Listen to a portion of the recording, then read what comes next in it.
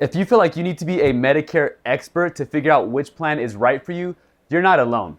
A lot of people feel the same way, but this is where you have to be careful. A lot of people will just go with a plan by default or one that their neighbor recommends, and these type of plans or these situations might not always be best for your specific situation. And I'm not just talking about your healthcare needs, but in particular what you might end up paying over time. So in this video, I'm going to walk you through the most common mistakes that people make when choosing a Medicare plan, and more importantly, how to avoid them.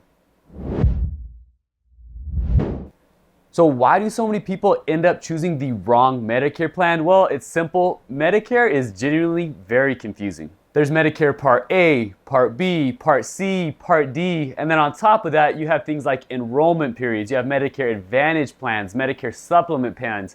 It is quite a bit, and it can be a little bit overwhelming. There's so much information to sort through, and for this reason, a lot of people feel like it's just overwhelming, and they just go with whatever plan feels easiest or gets them finished the quickest. And like I touched on already, sometimes going with the easiest and quickest decision can end up costing you long-term financially, and also can affect the kind of care that you get while you're on Medicare. And so I'll go ahead now and start with the first mistake a lot of people make, is just focusing solely on the monthly premium. They don't look at anything else, they just look at that monthly premium. And that can be a big mistake. And I mean, I get it makes sense that $0 a month, you get all those extra benefits.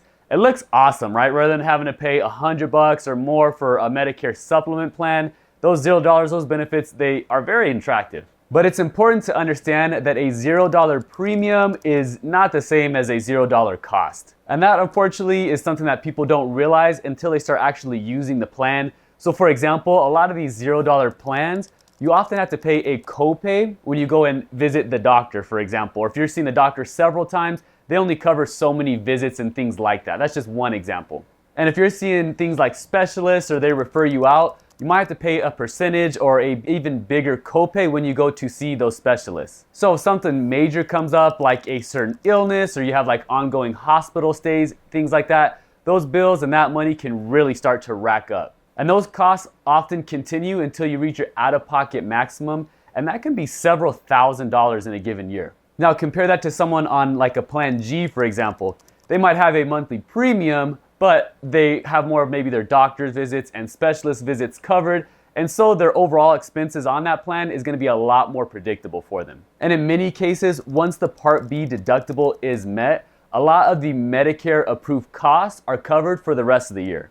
So rather than paying along the way for each service, a lot of the costs are front loaded and just makes it a lot easier to plan for. Now this doesn't necessarily make one plan better than another plan, but it just goes to show how paying on a monthly basis can actually be more beneficial in the long run, especially if you're using your services frequently.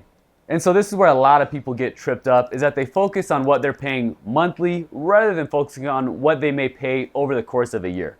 So if you're someone who doesn't see the doctors frequently, maybe doesn't take a lot of medications, or doesn't see a lot of specialists, these $0 premium plans can actually be really beneficial and can end up saving you money. But if you're someone who maybe does see specialists, sees doctors a lot, sometimes you do want to go for those more supplement plans because in the long run, you might actually end up saving money. Even though you're going to pay that monthly premium, you're going to get more coverage for things like, your doctor's visits, your specialists, etc. You might get a little bit more coverage. So again, the big takeaway here is when you're looking for these plans, consider how you will use it over the course of a year or over the course of several years, rather than just focusing on the month-to-month premium. Now, the next major mistake I see people making is not looking and verifying whether or not their doctors and their specialists are in network and will be covered. Generally speaking, if you're using original Medicare or a Medicare supplement plan, you can typically see most doctors that accept Medicare. So this is going to typically allow you to see a lot of doctors in your own personal area where you live, as well as maybe other states and things like that. You have a lot of flexibility of what doctors and what specialists you can see. Now with the Medicare Advantage plans, which are typically those $0 premium plans, you're a lot more limited oftentimes in who you can see. So a lot of times they have networks of doctors and hospitals, and you have to stay within that network if you want your services to be covered. And so who you can see, what kind of services you can use and things like that, a lot of times is going to be predicated on you staying within your specific network. And so this is very important. Before you sign up for a plan, You want to verify that your doctors are within network, because if they're not, you may have to pay higher out-of-pocket costs, or they might not even be covered at all. So definitely, if you have doctors or specialists that you like, you want to verify before you sign up that they will be within your network and they will be covered with your plan. And I think it's also very important to note that your doctors, their network, it can change on a year-to-year basis. So one year your doctor might be within your network, the next year they might not be. So it's always important to yearly check up and make sure, verify that your doctor's still in network, they'll still be covered and things like that, because these things, as crazy as it sounds, can change on a yearly basis. And then just to finish on this note, if you want to verify, check with the insurance agent that you trust, or you can even call your doctor's office or hospital and just make sure that they will continue to use your plan or cover your plan, or that the plan that is coming into effect, that you're still going to be covered. Now, the next mistake I often see people making is not checking whether or not their medications are covered with their plan. Now, every Part D plan, which is your drug coverage, or your Medicare Advantage plan, uses something that's called a formulary. And all a formulary is just a list of drugs that your Medicare plan agrees to cover. Not every plan covers the same drugs, and so some drugs that are covered on one plan may not be covered on another plan, or the way that they are covered might be different from plan to plan. And when a drug isn't covered on the plan, you may have to pay higher out-of-pocket costs unless there's other things like extra help that are helping you to pay for certain drugs. Another thing to keep in mind is that on Medicare now, there are out-of-pocket limits for drugs, but a lot of times the only drugs that are going to count towards that maximum out-of-pocket are the drugs that are already covered on your formulary. So it's important to check and make sure your prescriptions are covered by your plan and they're in your formulary. You can ask your agent and they can look this up for you before you sign up for a plan.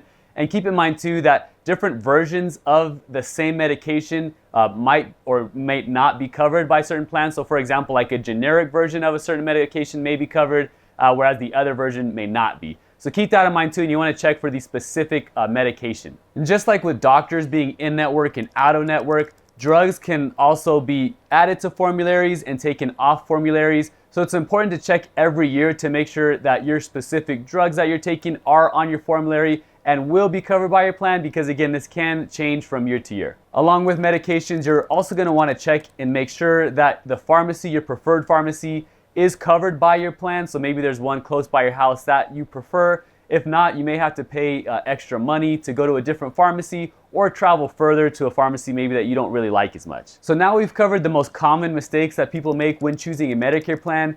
And so now I want to talk about things you should look for when choosing a Medicare plan and what you can do to help make sure you're getting a plan that really suits your needs.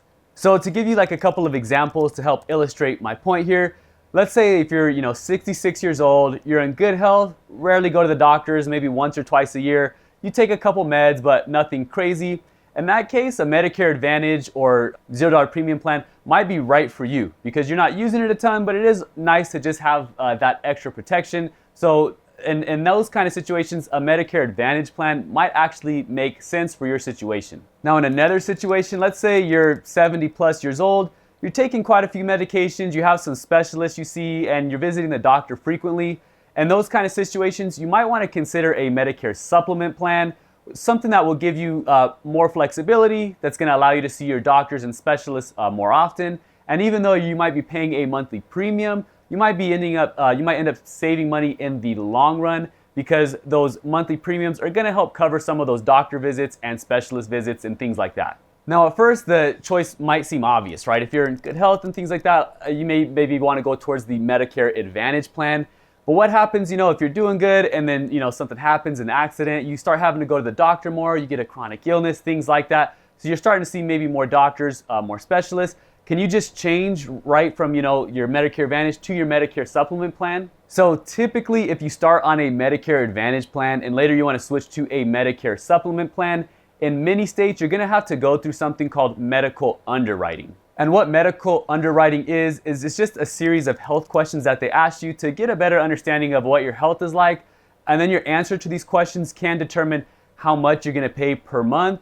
It could also determine if they're even going to offer you coverage or anything like that. So you can see here how this can be a little bit tricky. And just keep in mind, you might not always have the same options when you sign up for Medicare as you will later on if you decide to switch plans. So depending on your situation, you might not always have the same options available to you as you did when you first became eligible. And so the idea of I'll sign up for this cheaper plan now while I'm healthy, and then if I ever have issues later, I'll get a more expensive plan, doesn't always work out the way that we expect it to.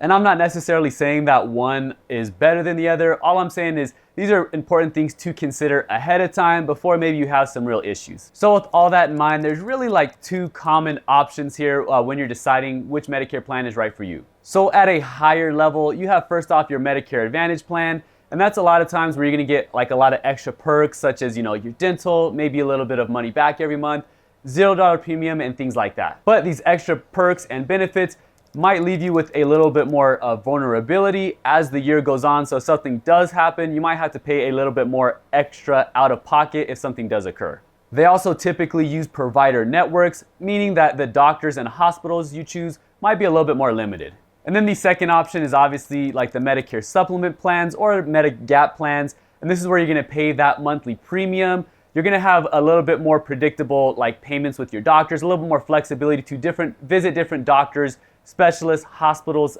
things like that, but you're just gonna pay a little bit more money up front. And another nice thing about these plans is they're typically guaranteed renewable, and what that means is you can pretty much keep the same plan even with changes in health as long as you keep your plan active continuously. They're not gonna do medical underwriting typically. So as you can see, there's no really one size fits all. It really depends on what you're comfortable with, what your needs are. And so it's always important to talk to maybe someone you trust or to a specialist, things like that, or really do your research and decide, hey, which one fits your needs the best. Now, with that being said, there's a lot of misconceptions with what Medicare does cover and with what they don't cover. And a lot of people are actually really surprised to see what Medicare does not cover. So in this next video here, I'll go ahead and go through some of the most common Medicare gaps and what people do to plan for those gaps and to help cover some of those costs.